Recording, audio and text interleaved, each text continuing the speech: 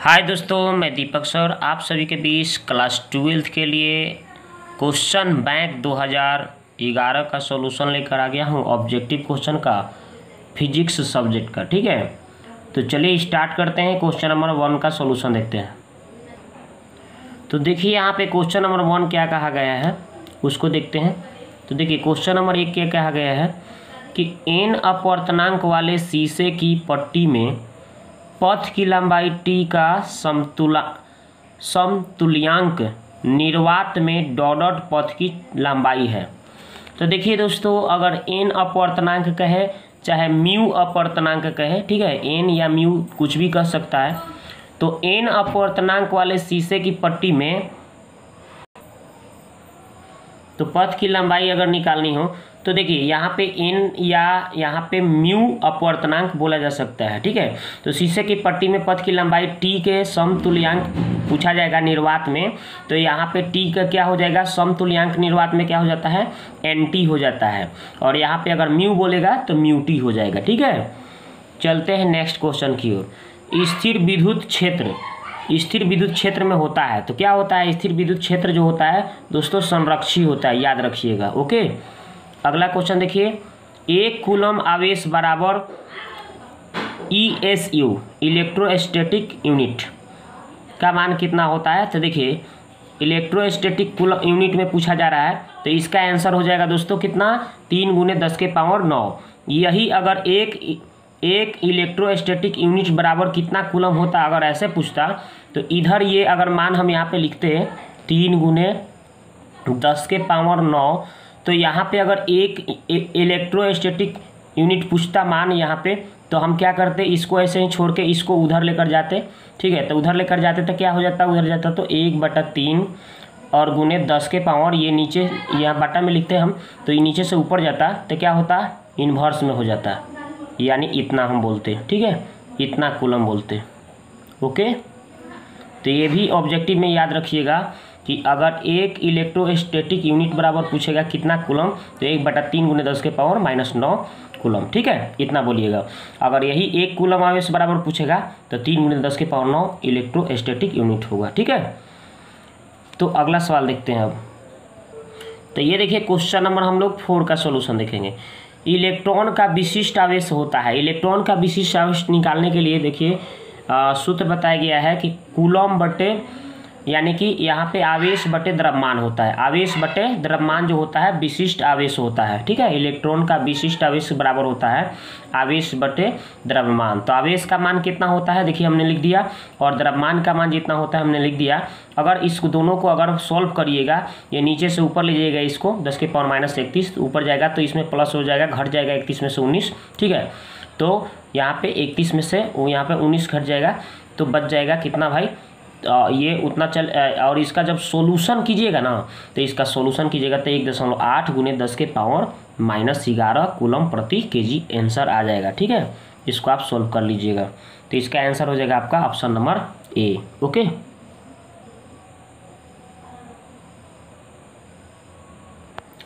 तो आप देखिए क्वेश्चन नंबर 5 का सॉल्यूशन देखिए। यहाँ पे देखिए 5 क्या कहा गया है कि दिए गए चित्र में प्लेट X पर आवेश, यहाँ पे देखिए एक प्लेट दिया गया है, यहाँ पे X पर आवेश पूछा गया है। तो आवेश का मान जो निकालना है, तो देखिए यहाँ पे देखिए यहाँ पे ये आपका V का मान दे दिया, विभव। यहाँ पे संधारित्र C का मान दे दिया गया है। ओके, तो V 10 दिया था और यहाँ पे C का मान 2 माइक्रोफैराड दिया था, 2 माइक्रोफैराड। तो यहाँ पे आवेश निकालेंगे, Q बराबर फार्मूला होता है C × V। तो C का मान कितना है 10 और V का मान कितना, C का मान 2 है। C का मान यहाँ पे कितना बताया गया है 2। देखिए यहाँ पे C का मान 2 बताया गया है, इसको आप यहाँ पे 2 रखिएगा C का मान। ठीक है, और V का मान कितना है भाई 10 है, तो इसको आप 10 रखिएगा। ठीक है, तो 10 × 2 कितना हो जाएगा, 10 को 2 से गुना कीजिएगा तो 20 माइक्रोफैराड हो जाएगा। 20 माइक्रोफैराड के यहाँ पे आवेश हो रहा है, लेकिन आपको पता होनी चाहिए कि इधर प्लस होता है और इधर क्या होता है, माइनस होता है। ठीक है, तो इधर पर माइनस पे पूछा जा रहा है X पर, तो माइनस पर होगा तो यहाँ पे क्या हो जाएगा, आवेश का जो मान निकल के आएगा वो माइनस में लिखा जाएगा। ठीक है, यानी कि यह जो माइनस में लिखना पड़ेगा आवेश, तो कितना हो जाएगा भाई, -20 माइक्रो फैराड हो जाएगा इसका आंसर। ठीक है, -20 माइक्रोफैराड। तो देखिए कौन सा ऑप्शन दिख रहा है आपको, ऑप्शन नंबर बी आंसर हो जाएगा। ठीक है, अब चलते हैं नेक्स्ट प्रश्न की ओर। तो ये देखिए क्वेश्चन नंबर 6 का सोल्यूशन, स्वस्थ मनुष्य के शरीर का विद्युत प्रतिरोध कितना होता है, तो इसको आपको पता होना चाहिए। शरीर 100 के आधा कितना होगा भाई 50, यानी कि 50,000 ओम होता है, याद रखिएगा। मनुष्य, स्वस्थ मनुष्य के शरीर का विद्युत प्रतिरोध 50,000 ओम होता है। शरीर 100 का आधा 50, यानी कि 50,000 ओम, याद रखिएगा ट्रिक से। निकेल है, निकेल क्या होता है, तो लौह चुंबकीय होता है, याद रखिएगा लौह चुंबकीय निकेल होता है। आगे देखिए समतल दर्पण की वाक्यता त्रिज्या होती है, समतल दर्पण की वाक्यता त्रिज्या अनंत होती है, ये आप याद रखेंगे। ओके, लेंस की क्षमता का ऐसे मात्रक डायोप्टर होता है, ये भी आप याद रखेंगे। लेंस की क्षमता का ऐसे मात्रक डायोप्टर होता है। और यहाँ पे देखिए और भी ऑप्शन दिए गए हैं, तो ये तो होता है दोस्तों, ये कार्य का ऐसे मात्रक जूल होता है, चाहे ऊर्जा का ऐसे मात्रक जूल होता है। ठीक है, और ये कैंडेला जो होता है किसका होता है, ताप का केल्विन, ज्योति तीव्रता का कैंडेला मात्रक होता है। और ये शक्ति का ऐसे मात्रक वाट होता है। लेकिन इसमें क्वेश्चन में पूछा गया लेंस के क्षमता का, तो लेंस के क्षमता का ऐसे मात्रक डायोप्टर होता है, यानी ऑप्शन नंबर बी आंसर। अब देखिए क्वेश्चन नंबर 10 का सोल्यूशन, यहाँ पे NPN ट्रांजिस्टर में उत्सर्जक धारा IE, आधार धारा IB और संग्राहक धारा IC के संबंध पूछा जा रहा है, IC में संबंध पूछा जा रहा है। तो ये ऑप्शन दिए गए हैं, तो देखिए आपको पता होनी चाहिए कि जहाँ पे उत्सर्जक धारा होता है, जो बताया गया है कि उत्सर्जक जो धारा होता है ये क्या होता है, ये संग्राहक धारा और आधार धारा के योग के बराबर होता है। तो यहाँ से ऑप्शन में देखें आप तो IC लिखा है, यानी संग्राहक धारा। तो संग्राहक धारा के अगर हम मान निकालें तो यहाँ पे इसको अगर हम छोड़ दें, इस आधार धारा को इधर लाएं, तो उत्सर्जक धारा माइनस आधार धारा बराबर संग्राहक धारा। तो इसको हम उलट कर लिख दें तो संग्राहक धारा बराबर क्या हो जाएगा, उत्सर्जक धारा माइनस आधार धारा, यानी यही आंसर हो जाएगा, यानी ऑप्शन नंबर ए देखिए इसका आंसर हो जाएगा। ठीक है,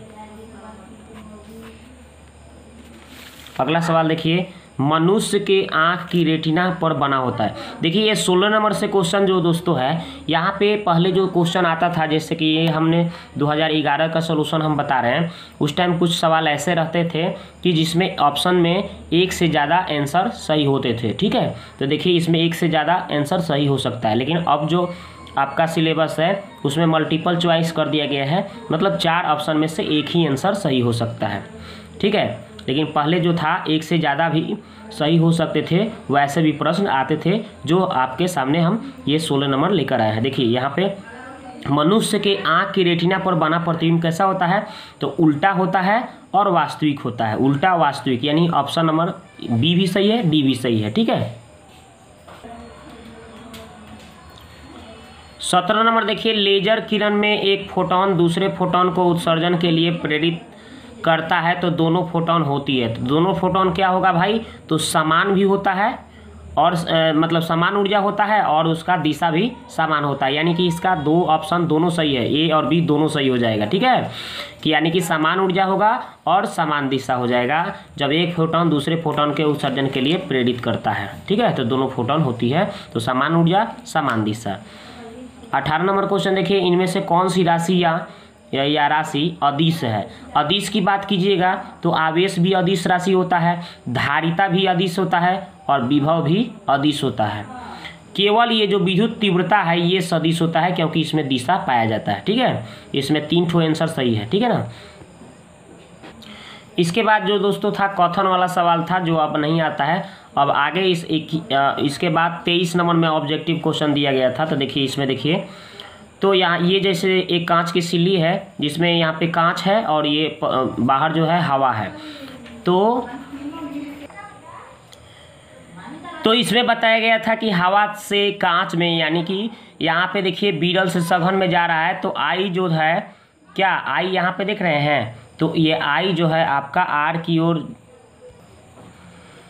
जब देखिए यहाँ पे वायु से कांच की ओर जाता है तो यहाँ विलंब की ओर मुड़ जा रहा है। तो यहाँ पे देखिए आपतन कोण जो होगा आई डैश जो होगा आई से बड़ा दर्शा रहा है। तो आपतन कोण यदि बड़ा है आई से, तो यहाँ पे अपवर्तन कोण का मान क्या हो जाएगा। तो यहाँ से चित्र के अकॉर्डिंग यहाँ पे आंसर हो जाएगा दोस्तों, ये थोड़ा बड़ा बढ़ा भी दिया जाएगा तो यहाँ पे क्या होगा, आई डैश से ये छोटा होगा, यानी ऑप्शन नंबर सी आंसर हो जाएगा।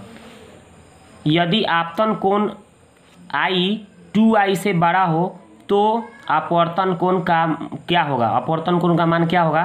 तो इसको अगर i को बढ़ा भी दिया जाएगा तो 2i से ये क्या होगा, छोटा होगा, यानी ऑप्शन नंबर सी आंसर हो जाएगा। उसी तरह किस आपतन कोण के लिए पूर्ण आंतरिक परावर्तन होता है। तो यहाँ पे देखिए आपतन कोण के लिए पूर्ण आंतरिक परावर्तन की बात कर रहा है, तो 90 डिग्री होगा कि 48 डिग्री होगा कि 30 डिग्री होगा कि किसी मान के लिए नहीं होगा। तो देखिए यहाँ पे चित्र में विरल से सघन माध्यम की ओर बता रहा है। तो विरल से जब भी सघन में जाता है तो ये यहाँ पे पूर्ण आंतरिक परावर्तन होता ही नहीं है, इसमें 90 डिग्री का कोण बनेगा ही नहीं, यानी कि इसका आंसर हो जाएगा दोस्तों ऑप्शन नंबर डी, कोई कोण नहीं बनता है इसमें जब आपका विरल से सघन में जाता है तो। ठीक है, हवा से कांच में जाएगा तो ये संभव नहीं है। नहीं तो अगर विरल से यदि आपका क्या होता, सघन से विरल में जाता तो वहाँ पे 90 डिग्री का कोण बनाता, लेकिन वैसा नहीं है, इसलिए इसका किसी मान के लिए सही नहीं होगा, यानी इसमें कोई भी ऑप्शन सही नहीं है, किसी मान के लिए नहीं होगा। ठीक है, नहीं है। तो दोस्तों ये वीडियो आपको कैसा लगा या कमेंट बॉक्स में कमेंट करें। ठीक है, और इस तरह से आगे वीडियो चाहिए तो कमेंट करें, अपने दोस्तों में शेयर करें। वीडियो को देखने के लिए आपको बहुत बहुत धन्यवाद। मिलते हैं नेक्स्ट वीडियो में।